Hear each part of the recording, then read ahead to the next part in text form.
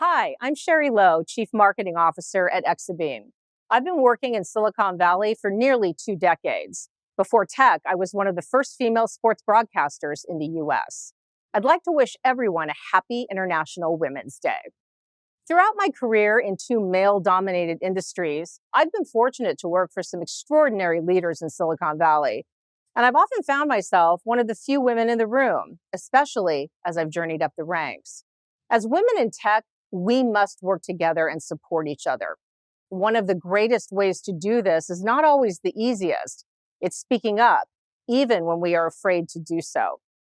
In honor of the Choose to Challenge theme of this year's International Women's Day, I would like to share a time when I spoke up, a time I called out gender bias and sexual harassment, a time I shined a light, not just on overt tactics, but also the covert ones used to undermine women leaders.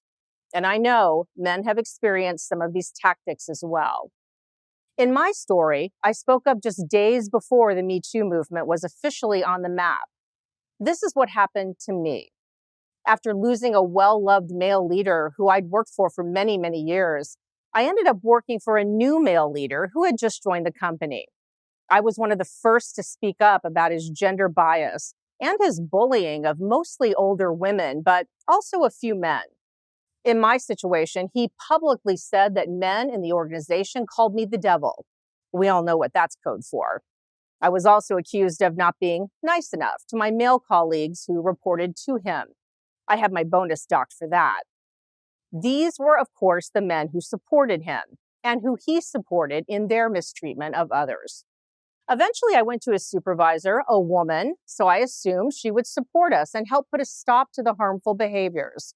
Instead, to my dismay, she told me that we should laugh him off, that he was the cost of doing business, that no one could possibly do his job, that we needed him for the business to succeed.